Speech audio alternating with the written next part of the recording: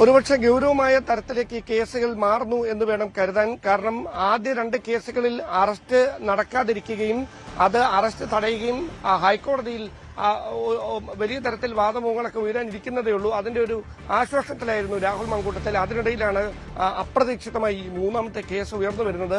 അതിൽ തന്നെ രാഹുലിന് ഏറ്റവും വലിയൊരു വെല്ലുവിളിയായി മാറിയിരിക്കുന്നത് ഇത് സംബന്ധിച്ച ഒരു സൂചനകളും ഇത് ഏത് കേസിലാണ് അറസ്റ്റ് ചെയ്തതെന്നുള്ള കാര്യം കസ്റ്റഡിയിലെടുക്കാൻ പോലീസ് സംഘം വീട്ടിലെത്തിയപ്പോൾ മാത്രമാണ് രാഹുൽ അല്ലെങ്കിൽ ഫ്ളാറ്റിലെത്തിയപ്പോൾ മാത്രമാണ് രാഹുൽ മാങ്കൂട്ടത്തിൽ അറിയുന്നത്. അവിടെ വെച്ച് ഡിഫെൻഡ് ചെയ്യേണ്ട നീക്കമൊക്കെ ആദ്യം ഉണ്ടായിരുന്നെങ്കിലും അങ്ങനെ പ്രതിരോധിക്കാൻ ശ്രമിച്ചിട്ട് കാര്യമില്ല. കൃത്യമായ തെളിവുകളുടെ അടിസ്ഥാനത്തിലാണ് എന്ന് ഉദ്യോഗസ്ഥർ നിർബന്ധപൂർവ്വം പറഞ്ഞതിന്റെ അടിസ്ഥാനത്തിലാണ് രാഹുൽ അന്വേഷണ സംഘത്തോട് സഹകരിച്ചത് എന്നാണ് നമുക്ക് അവിടെ നിന്ന് ലഭിക്കുന്ന സൂചനകൾ. കാരണം ഏത് കേസുമായി ബന്ധപ്പെട്ട് അതായത് ആദ്യത്തെ 2 പരാതികൾ മാത്രമേ നിയമ സംവിധാനങ്ങൾക്ക് മുമ്പിലുള്ളൂ. ആ 2 പരാതികളിൽ ഒരു പരാതിയിൽ മുൻകൂർ ജാമ്യാപേക്ഷ പ്രിൻസിപ്പൽ സെഷൻസ് കോടതിയിൽ നിന്ന് ലഭിക്കുന്നു. മറ്റൊരു പരാതിയിൽ ഹൈക്കോടതിയിൽ അറസ്റ്റ് തടഞ്ഞുകൊണ്ടുള്ള ഉത്തരവ് നിലനിൽക്കുന്നു. ഇങ്ങനെ 2 പരാതികളെ രാഹുലിന്റെ അറിവിലും തനിക്കെതിരെ വന്നതായി അറിയുള്ളൂ. അതിനിടയിൽ അർദ്ധരാത്രിയിൽ പോലീസ് ഉദ്യോഗസ്ഥർ വനിതാ പോലീസുകാരടങ്ങുന്ന സംഘം ഫ്ളാറ്റിലേക്ക് എത്തുന്നു. പെട്ടെന്ന് ഡോറിൽ മുട്ടിവിളിച്ച് രാഹുലിനെ കസ്റ്റഡി എടുക്കുന്നുവെന്ന് പറയുമ്പോൾ സ്വാഭാവികമായി രാഹുലിന് സംശയം വരും. കാരണം കോടതി അറസ്റ്റ് തടഞ്ഞൊരു കേസിൽ എങ്ങനെ തന്നെ അറസ്റ്റ് ചെയ്യാനാകും? അപ്പോഴാണ് അന്വേഷണ സംഘത്തിന് കുറച്ച് കാര്യങ്ങളെങ്കിലും വിശദീകരിക്കേണ്ടി വന്നത്. വഴങ്ങിയേ കഴിയൂ. കാരണം കൃത്യമായ തെളിവുകളുടെയും പരാതിയുടെയും അടിസ്ഥാനത്തിലാണ് വന്നിരിക്കുന്നത്. കാരണം ഈ ഷൊർണൂർ ഡിവൈഎസ്പി അല്ല ഈ കേസിലെ അന്വേഷണ ഉദ്യോഗസ്ഥൻ. തിരുവനന്തപുരത്ത് പോലീസ് ആസ്ഥാനത്തെ AIG ജി പൂങ്കുഴലിയാണ്. അവരുടെ നേതൃത്വത്തിലാണ് പ്രത്യേക അന്വേഷണ സംഘത്തിന്റെ പ്രവർത്തനം. പാലക്കാട് എസ്പിയുടെ നിർദ്ദേശത്തിന്റെ അടിസ്ഥാനത്തിൽ ഷൊർണൂർ ഡിവൈഎസ്പി അടങ്ങുന്ന സംഘം അതായത് വളരെ കുറച്ച് ഉദ്യോഗസ്ഥർക്ക് മാത്രം അറിയാവുന്ന ഒരു ഓപ്പറേഷനാണ് ഇന്നലെ അർദ്ധരാത്രിയോടെ ഒരാഴ്ചയ്ക്ക് അകത്തെ കൃത്യമായ നടപടിക്രമങ്ങൾക്കൊടുവിലാണ് ഇന്നലെ രാഹുലിനെ കസ്റ്റഡി എടുക്കേണ്ട തീരുമാനത്തിലേക്ക് പോലീസ് വൃത്തങ്ങൾ എത്തുന്നത്. അങ്ങനെ വളരെ കുറച്ച് ഉദ്യോഗസ്ഥർക്ക് മാത്രം അറിയാവുന്ന ഒരു നീക്കം ഈ ഫ്ളാറ്റിലേക്ക് എത്തുമ്പോൾ ആദ്യഘട്ടത്തിലൊക്കെ ഉദ്യോഗസ്ഥരെ പ്രതിരോധിക്കാനുള്ള ഒരു ശ്രമം രാഹുലിന്റെ ഭാഗത്തുനിന്നുണ്ടായെങ്കിലും പിന്നീട് കാര്യങ്ങൾ വിശദീകരിച്ചപ്പോൾ വഴങ്ങുന്നതാണ് നല്ലത്. അതല്ല എങ്കിൽ കൂടുതൽ കാര്യങ്ങൾ പുറത്തുവരും എന്ന തരത്തിലുള്ള ഭീഷണിയുടെ സ്വരം പോലീസിന്റെ ഭാഗത്തു നിന്നും ഉയർന്നുവെന്നാണ് ലഭിക്കുന്ന സൂചനകൾ. അങ്ങനെയാണ് രാഹുലിനെ അവിടെ നിന്ന് കസ്റ്റഡിയിലെടുത്തുകൊണ്ട് പത്തനംതിട്ടയിലേക്ക് എത്തിക്കുന്നത്. പത്തനംതിട്ട AR ക്യാമ്പിലേക്ക് എത്തിക്കുന്ന നടപടികൾ പിന്നീട് ഒരുപക്ഷെ തിരുവനന്തപുരത്തേക്ക് എത്തിച്ചേക്കുമെന്നുള്ള സൂചന ഉണ്ടായിരുന്നു. പക്ഷേ ഏറ്റവും ഒടുവിൽ ലഭിക്കുന്ന വിവരങ്ങൾ അനുസരിച്ച് അവിടെ തന്നെ മജിസ്ട്രേറ്റിന് മുമ്പാകെ ഉച്ചയ്ക്ക് 1 മണിക്ക് മുമ്പ് ഹാജരാക്കാനുള്ള നീക്കമാണ് നടക്കുന്നതെന്നാണ് ഇപ്പോൾ ഏറ്റവും ഒടുവിൽ ലഭ്യമാകുന്ന സൂചനകൾ.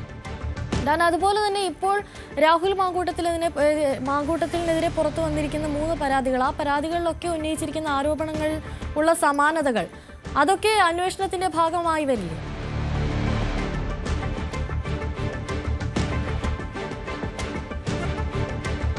എല്ലാ കേസുകളുടെയും അന്വേഷണത്തിന് നേതൃത്വം നൽകുന്നത് ഒരു അന്വേഷണ സംഘം തന്നെയാണ്. ആ അന്വേഷണ സംഘത്തിന് നേതൃത്വം നൽകുന്നത് ജി പൂങ്കുഴലിയാണ്.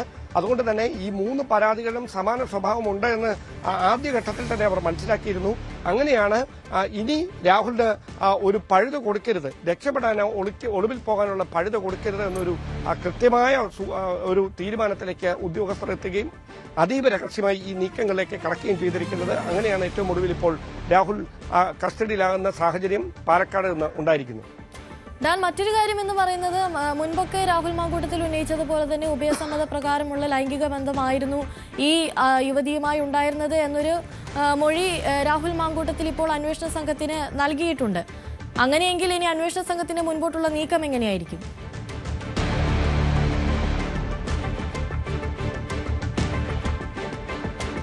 അതായത് ഈ കേസുമായി ബന്ധപ്പെട്ട് അങ്ങനെ ഒരു കാര്യം ഉണ്ടായിട്ടില്ല. അതായത് മറ്റ് വിശദാംശങ്ങളൊക്കെ പുറത്തു വരാനിരിക്കുന്നതേ ഉള്ളൂ. പക്ഷേ ഇവിടെ തെളിവുകളായിരിക്കും ഏറ്റവും പ്രധാനപ്പെട്ട ഒരു വെല്ലുവിളിയായി രാഹുലിന് മാറുകയെന്നാണ് സൂചന. നമുക്ക് അതുമായി ബന്ധപ്പെട്ട ചില വിവരങ്ങൾ മാത്രമാണ് ലഭിക്കുന്നത്. അതായത് ഈ യുവതിയെ ഭീഷണിപ്പെടുത്തിയതിന്റെ അടക്കമുള്ള കൃത്യമായ തെളിവുകൾ അന്വേഷണ സംഘത്തിന് അവർ കൈമാറിയിട്ടുണ്ടെന്നുള്ള വിവരങ്ങളാണ് വരുന്നത്.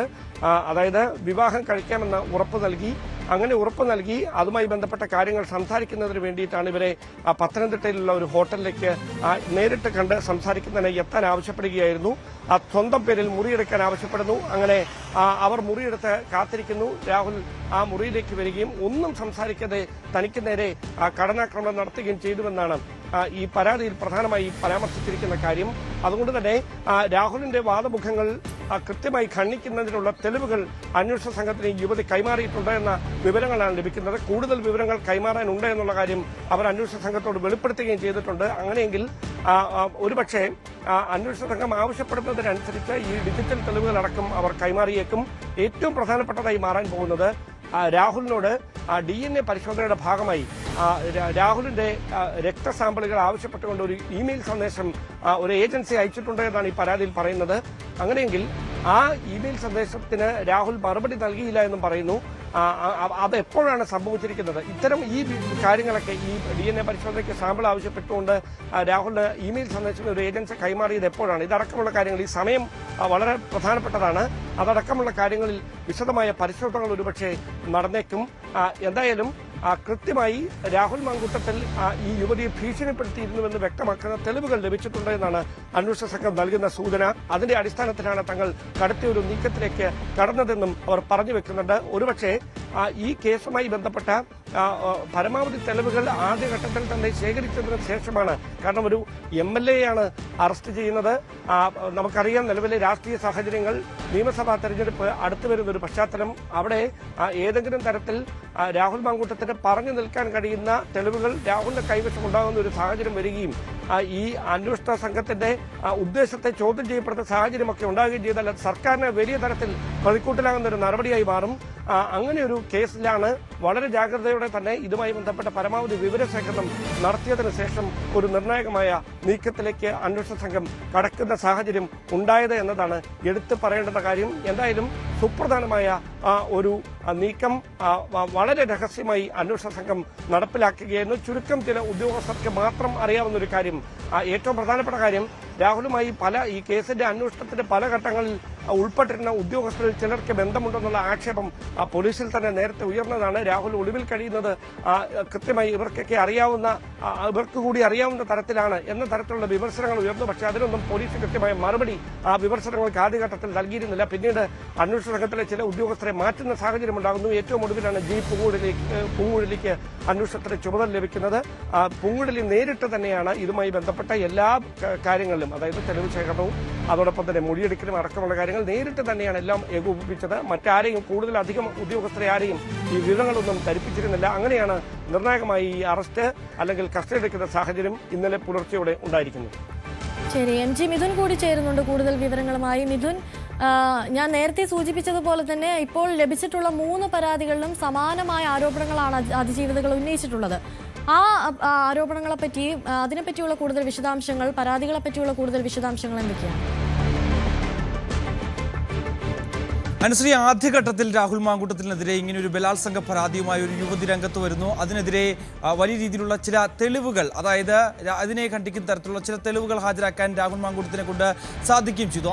ആദ്യഘട്ടങ്ങളിലൊക്കെ തന്നെ ഇത്തരത്തിൽ മാധ്യമങ്ങൾ വഴിയാണ് ഇങ്ങനെയൊരു വാർത്ത പ്രചരിക്കുകയും ഒപ്പം തന്നെ ഈ വിഷയത്തിൽ അല്ലെങ്കിൽ ഈ കേസിൽ രാഹുലിന്റെ ബന്ധം വെളിവാകുന്ന തരത്തിലുള്ള വിവരങ്ങളും യുവതിയുടെ വാട്സാപ്പ് ചാറ്റുകളും യുവതിയുടെ ശബ്ദ സന്ദേശങ്ങളും ഒക്കെ മാധ്യമങ്ങൾ പുറം ലോകത്തെ അറിയിക്കുകയും ചെയ്തത്. അങ്ങനെയാണ് രാഹുൽ മാങ്കൂട്ടത്തിൽ ഇത്തരത്തിൽ പെൺകുട്ടികളെ ബലാത്സംഗം ചെയ്യുകയും ഒപ്പം തന്നെ ഗർഭചിത്രത്തിന് വിധേയമാക്കുകയും ചെയ്തതെന്നുള്ള വളരെ പ്രധാനപ്പെട്ട, വളരെ ഞെട്ടിപ്പിക്കുന്ന വിവരം. അതായത് ഒരു MLA ആണ്, ഒരു ജനപ്രതിനിധിയായിട്ടുള്ളൊരു വ്യക്തി ഇങ്ങനെ ഒരു ക്രൂരത ചെയ്യുന്നത്, അത് ഇതിനു മുമ്പ് നാടിന് കേട്ടറിവില്ലാത്തൊരു കാര്യം കൂടിയായിരുന്നു. അങ്ങനെ നിരവധി പെൺകുട്ടികൾ ഇത്തരത്തിൽ രാഹുൽ മാങ്കൂട്ടത്തിന് ഇരയായിട്ടുണ്ട് എന്നടക്കമുള്ള ചില വിവരങ്ങൾ കൂടി പുറത്തു വരികയും ചെയ്തു. അതിന് പിന്നാലെയാണ്, തൊട്ടു പിന്നാലെ ബംഗളൂരുവിൽ നിന്നുള്ള ഒരു യുവതി, ഇത്തരത്തിൽ മലയാളിയായിട്ടുള്ള യുവതി പരാതിയുമായി വരുന്നു. പക്ഷേ ജി പൂങ്കുഴലിക്ക് രഹസ്യമായി നൽകിയിട്ടുള്ള മൊഴിയുടെ അടിസ്ഥാനത്തിൽ, അതായത് ഒരു ഔദ്യോഗികമായ ഒരു മൊഴി നൽകാൻ യുവതി തയ്യാറല്ലായിരുന്നു. മാനസികമായി താൻ തയ്യാറെടുത്തിട്ടില്ല.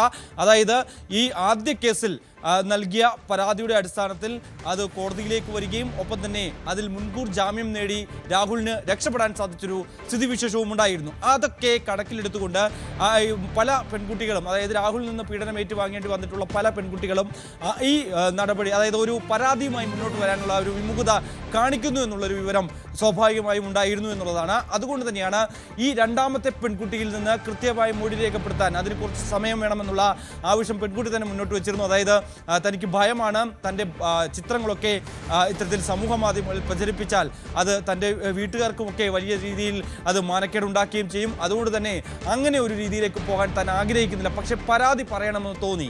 അതുകൊണ്ട് തന്നെയാണ് താൻ KPCC പ്രസിഡന്റിന് ഇത് സംബന്ധിച്ച് വിശദമായ വിവരങ്ങൾ അടങ്ങിയ കാര്യങ്ങൾ ചൂണ്ടിക്കാണിച്ചുകൊണ്ട് ഒരു പരാതി നൽകുകയും ചെയ്തതെന്നാണ്. അന്ന് ജീം പൂങ്കുഴലിലേക്ക് നേരിട്ടെത്തി, അതായത് ഈ പൂങ്കുഴലി ഈ പെൺകുട്ടിയുടെ വീട്ടിലെത്തി നേരിട്ട് കണ്ട് സംസാരിച്ചപ്പോൾ നൽകിയ മൊഴി.